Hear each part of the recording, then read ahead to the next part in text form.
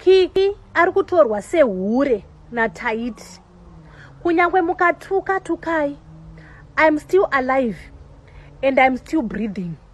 Zvinhu zvandiri kutaura izvi 1 2 3 manzi dziri kuteera idzo muchazondiudza kuti chimupengo cheche chaitaura chokwadi. Muri kunzwa? Chinhu chandiri kuda kuti muzive ndechekudai so.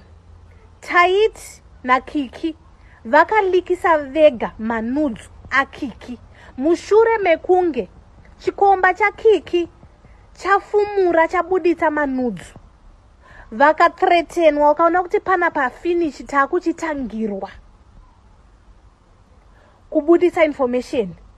Regai tichibuditsa information iyoyo tega. Okay, fine.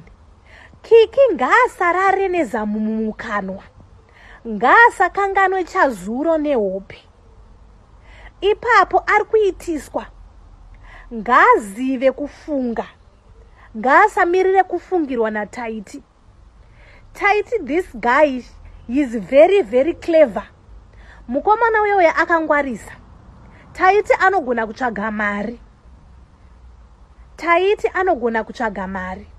Muri kundinzwisisa? So Kiki ngaazive kuti mangwana the same zvaakaita uyu ndo zvaachaitirwa naTytie. Ngaasafarise achifungidzira kuti zviri kuita. Yes, zviri kuita and I'm happy for Kiki naTytie kuti zvavo zviri kuita. Muri kunzwa? But pakuzolikisirwa apapa, pakuzolikisirwa zvinhu zvake apapa, ngaasasekerere zvinhu zvakadaro zvichiitika muupenyu hwake. Chitukiso kunani nani zvake mangwana. Kunyangwe akazonzi asiyana naTytie, vanhu vachamushora. Obuditsirwa V11 rake asina kana matinitini. Chii chakadaro ichocho? Kufuririka zvekusvika pakukanganwa kunakirwa, zvekusvika pakukanganwa ramangwana rako kuti rakamira sei.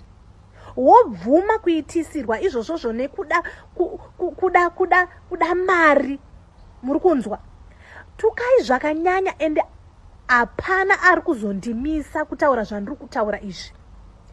Hakuna zvakadaro. Chinhu chandingatorambe ndechekuti Tytie akaromba. Tytie haana kuromba. Mukomana uyoyo akangwara ende akaziva kumaster chigemu cheFacebook. Vazhinji venyu munogona kutuka, asi musoro menyu musina pfungwa umu hadzisi kudhonza. Ndosaka muchigumirwa necontent. Tytie akangwara, akabata maangles ese, akaona kuti ndopinda nepapi kuti ndinge ndichibudirira. Akabudirira. Nhasi maakurwadziwa nekuti aita maviews, aita following, aita mari, maakutanga kuti akaromba.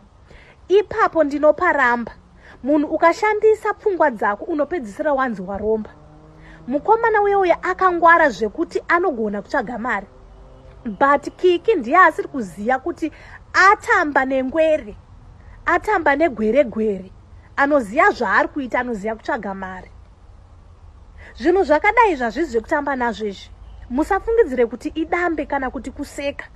But mangwana muchazondiudza. Muchadzoka futi muchindiudza kuti but waitaura chokwadi. Uri benzi, but uri benzi raiziya zvariri kuita. Valikisa vega manudzu. Iwewe une murume mbolikisirwa manudzi matenderana. Chii chakadaro ichocho? Wobvuma kuiswa tatu rakanzi Tytie. Iye adi kuiswa rakanzi Kiki. Tytie is very very intelligent. Kana musiri kuzviziya. Haana kupusa. Akangwara. Anoziya zvaari kuita. And that guy ndinomubhiga 100%.